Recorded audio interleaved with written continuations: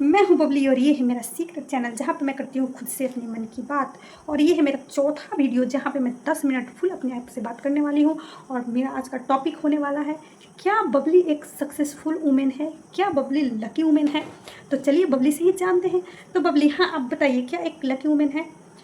हाँ, बबली ने कहा हाँ है, मैं हूँ एक लकी वुमेन। और कैसे हूँ चलिए मैं आपको बताती हूँ। मैं लकी इसलिए हूँ, मैं वो हर स्टेप बताऊँगी जहाँ मुझे लक ने फेवर किया है। सबसे पहले बचपन में मेरे चलते हैं, मेरा फैमिली पहले गांव में रहते थे, अभी भी रहते हैं। और बड़ी फैमिली थी, 5 बुआ थी और एक अंकल, उनका फैमिली, मेरा फैमिली और एक दादाजी के भाई उनका फैमिली। तो सब साथ में रहते थे। और आज से करीब 16 ईयर्स अगो की बात है। उस टाइम पे लड़कियों को बहुत पढ़ाना का थॉट थोड़ा कम होता था, क्योंकि मेरी बुआ लोग भी बस कोई 4, कोई 5, कोई 8 तक पढ़ के स्टॉप हो गई थी, उनका शादी हो चुका था। तो कंसेप्ट ये दादाजी का और उनके दादाजी का, मेरे पापा के दादाजी का कंसेप्ट ये था कि लड़की को बस पढ़ने लिखने तक सिखाओ और उसका शादी कर दो और उसको ससुराल भेज दो। पर मेरा लक यहाँ पे फेवर किया। कैसे? मेरी मम्मी 10th तक पढ़ी हुई थी और उनको फुल्ली शौक था कि मेरे बच्चे, बेटी हो या बेटा हो, पढ़ें, जितना चाहे उतना पढ़े, हायर एजुकेशन ले। तो मम्मी का सोच यहाँ मेरे लिए लक बन गया। और मम्मी ने ये कहा कि यहाँ ये लोग पढ़ने नहीं देंगे, ये लोग मतलब मेरे फैमिली वाले, बुआ चाचा ये सब मिलके, कि चलो लड़की है, बुआ लोग की तरह इसका भी शादी कर देंगे जल्दी से, थोड़ा बहुत पढ़ा के शादी कर देंगे 9-10 तक। पर मेरी मम्मी ने कहा अगर ये यहाँ पे रही तो इसको 6-7-8, ज़्यादा से ज़्यादा 10 तक पढ़ाएंगे और इसका शादी कर देंगे। तो उन्होंने एक ट्रिक लगाया और वो उन्होंने क्या किया, मेरे मामा जी अपने भाई के पास मुझे भेज दिया कि अगर वो वहाँ जाती है तो वो उनके अंडर में रहेगी और वहाँ वो हायर एजुकेशन ले सकती है। तो मुझे भेज दिया, मैं वहाँ चली गई पढ़ने। और इसी बीच में एक और बड़ा सा लक फेवर किया मेरे लिए। और वो क्या था, मेरे अंकल और मेरे पापा सेपरेट हो गए। मतलब एक साथ जो जॉइंट फैमिली थी वो अब वो सेपरेट फैमिली हो गई। तो अब मेरे मम्मी पापा को फ्रीडम मिल गया अपने बच्चों को पढ़ाने का। तो पापा को लगा, और हाँ, और हाँ, मैं क्या बोल रही थी कि मैं नेपाली हूँ, नेपाल से हूँ और मेरी मम्मी इंडिया की है। तो मेरी मम्मी ने इंडिया मुझे भेजा था पढ़ने के लिए। तो जब मम्मी पापा सेपरेट हो गए अंकल आंटी से, तो उनको फ्रीडम मिल गई, अपने बच्चे को पढ़ा सकते हैं। कोई प्रेशर नहीं होगा कि जॉइंट फैमिली है तो दादाजी जैसे, दादी जी या बुआ अंकल जैसे बोलेंगे वैसे ही करना पड़ेगा। सेपरेट होने के बाद खुद की कर सकते हैं। तो पापा को लगा अब तो हम लोग सेपरेट हो गए हैं, तो मेरी बेटी क्यों इंडिया की पढ़ाई करे, उसको बुलाते हैं नेपाल, आखिर वो नेपाल की है तो वो भी नेपाल से पढ़े हुए हैं, तो उसको पढ़ाते हैं नेपाल में और वो जितना चाहेगी उतना पढ़ेगी नेपाल में। तो पापा ने मुझे बुला लिया और मेरा एक और लक फेवर क्या कर गया। मुझे बहुत मन था मैं अपने कंट्री से, अपने लैंग्वेज में, अपना बोर्ड से, जिसको SLC बोर्ड बोलते हैं, उससे पढ़ूँ। और वो लक फेवर कर गया मुझे। मेरे पापा को लगा कि अपने बेटी को बुलाना चाहिए और उन्होंने बुलाया और मुझे, हाँ, मेरा एडमिशन कराया। तो मैं पढ़ी, 11-12 तक पढ़ी। उसके बाद लक फेवर करते गया, मतलब लक फेवर तो उस टाइम तक किया। उसके बाद पढ़ रही थी तो लक ही फेवर कर रहा था, सब कुछ ठीक था। फिर बारी आई बैचलर पढ़ने की। तो बैचलर पढ़ने की बारी आई तो मुझे बहुत मन था मैं मेडिसिन के बारे में पढूँ, पर मेरा कैपेसिटी इतना नहीं था और फैमिली में इतना फाइनेंशियल स्ट्रॉन्ग भी नहीं थे कि मैं डोनेशन दे के मैं मेडिसिन कर पाऊँ। तो मैंने सोचा चलो मेडिसिन नहीं कर पाएंगे, डॉक्टर नहीं बन पाएंगे, पर उससे रिलेटेड पैरामेडिकल तो कर पाएंगे। तो मैंने सोचा कि मैं फार्मेसी कर लेती हूँ, मेडिसिन की तरह ही हो जाएगा, लाइसेंस भी हो जाएगा और टेक्निकल कोर्स भी हो जाएगा। तो फिर पापा मेरे मम्मी पापा रेडी हो गए और मुझे बाहर भेज दिया पढ़ने के लिए। और ये मेरे लिए तीसरी बार आपने फेवर किया। मैंने सोचा और सब राज़ी हो गए तो मैं चली गई बाहर पढ़ने। और वहाँ से मैं मास्टर्स कंप्लीट करके आई। और एक और लक फेवर क्या, देखो ये सीक्रेट है ना, अभी कोई देखेगा नहीं तो मैं बोल सकती हूँ और मुझे बोलने का बहुत मन है। तो मैं ये बोलूँ या नहीं बोलूँ, चलो बोल देती हूँ। मैं जिसको पसंद करती थी उससे मेरी शादी हुई after masters degree. Mummy papa मान गए क्योंकि वो सेम कास्ट के थे। और यहाँ पे चौथी बार मेरे लक ने फेवर किया। लक कहीं नहीं गया, जैसा जैसा मैं सोचती गई वैसा वैसा मुझे मिलता गया। और मैंने बैचलर में अच्छे मार्क्स से डिग्री ली, मास्टर्स में भी अच्छे मार्क्स से डिग्री लिया और अच्छी जॉब करने लग गई। सब कुछ सेटल हो गया। फिर लक देखिए मेरा, 5वीं बार लक कैसे फेवर किया।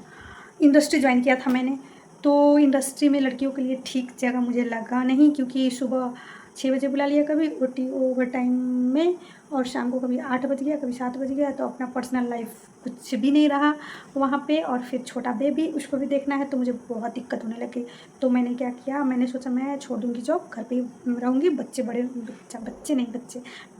बच्चा बड़ा हो जाएगा उसके बाद मैं जॉब ज्वाइन करूँगी। और वहाँ पे मेरे लिए लक कहाँ से लक आया, एक मेरे ही प्लेस में, मेरे ही होम टाउन में कॉलेज है फार्मेसी का, वहाँ के जो कोऑर्डिनेटर सर थे उसी टाइम वो मूव कर गए बाहर, और मुझे वो अपॉर्चुनिटी मिला, और वैकेंसी देखा तो मुझे वो अपॉर्चुनिटी मिला। तो कोऑर्डिनेटर पोस्ट के लिए मैं बिल्कुल फिट थी, जहाँ पे मैं अपने बच्चे को भी देख सकती थी और अपना कैरियर भी बना सकती थी। तो वहाँ पे पाँचवीं बार लक ने मुझे फेवर किया। तो पाँचवीं बार लक ने मुझे फेवर किया, तो मैं वहाँ पे 2-3 साल तक काम की। फिर सोचा मैंने कि ठीक ही है, बस काम चल रहा है, पॉकेट मनी की तरह आ रहा है पैसा, और फिर उतना रेपुटेशन भी नहीं है, उतना अच्छा वो भी नहीं है, चार्मिंग भी नहीं है इस जॉब में, तो क्या करना चाहिए। तो फिर मैंने सोचा सिविल सर्विस ज्वाइन करूँ क्या। तो बच्चा छोटा था, तो फिर मैं पढ़ाई कैसे मैनेज करूँ, और कॉलेज में भी पढ़ाना है, कोऑर्डिनेटर का भी काम करना है। और फिर लक ने काम किया, कैसे बताओ। मम्मी को मैंने ये बात बताया, मैं पढ़ना चाहती हूँ सिविल सर्विस में, जो बहुत टफ़ है, बहुत ज़्यादा मेहनत करना पड़ेगा, और बाबू को देख के, कॉलेज देख के शायद पॉसिबल ना हो। तो मम्मी ने कहा टेंशन की क्या बात है, बच्चा छोटा है, मैं उसको रख के पाल लेती हूँ, तो पढ़ ले, अपना जॉब कंटिन्यू कर ले। और ये 6 टाइम था दोस्तों जब लक ने मेरी मम्मी से फेवर करवाया मेरे लिए। और मम्मी मेरे बच्चे को क्या क्या किया, पालन पोषण कर दिया, छोटा था तो मुझे फुल टाइम मिला, तो मैं पढ़ी, और फर्स्ट टाइम में मैंने सिविल सर्विस में निकाल लिया ऑफिसर में। तो ये मेरे लिए 5वीं बार लक ने फेवर किया। अब देखो 6ठी बार लक ने फेवर कैसे किया। मैं पहले इंडस्ट्री में काम कर चुकी थी, कॉलेज में एज ऑफिसर, कोऑर्डिनेटर ऑफिसर मैं पढ़ा चुकी थी, तो मेरे पास इनफ एक्सपीरियंस था ऑफिसर लेवल का, एग्जीक्यूटिव ऑफिसर लेवल का। और इधर अंडर सेक्रेटरी के लिए 5 ईयर्स का एक्सपीरियंस चाहिए होता है किसी भी फील्ड में, लेकिन ऑफिसर लेवल पे होना चाहिए।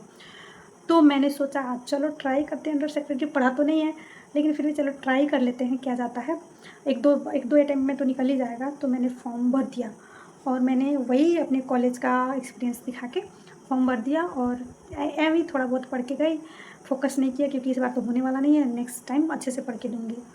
मेरा लक देखिए, 1000 कंपटीटर्स थे, एक सीट था, और अकेले लड़की मैं सिफारिश हो गई। सिफारिश को क्या बोलते हैं पता नहीं, कुछ भी जो भी बोलते हैं, मतलब सिलेक्शन। 3 लोग उसमें से सिलेक्ट हुए, जिसमें से मैं फाइनली सिलेक्ट हुई। मैं बन गई under secretary with in 2.5 year after officer. जबकि कोई भी अभी तक 5 ईयर्स 6 ईयर्स 7 ईयर्स के अंडर जाके 5 ईयर्स कंप्लीट करने के बाद ही लेता है अंडर सेक्रेटरी का सिफारिश सिलेक्शन, और मेरा बहुत जल्दी हो गया।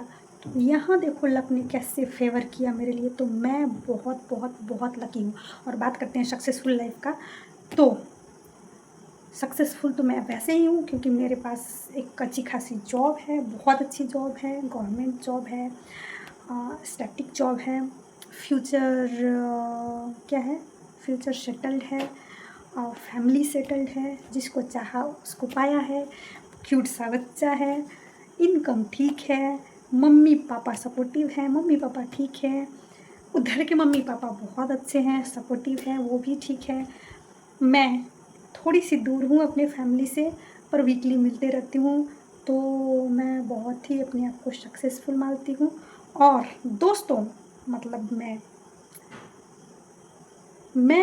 अभी नहीं रुकूंगी, मुझे इसके ऊपर का पोस्ट के लिए मैं एलिजिबल हूँ, और मैं एग्ज़ाम दूंगी, फाइट करूँगी, तो मेरा सिलेक्शन हो सकता है अगर मैंने अच्छी से पढ़ाई की तो, क्योंकि मेरा बेस बना हुआ है।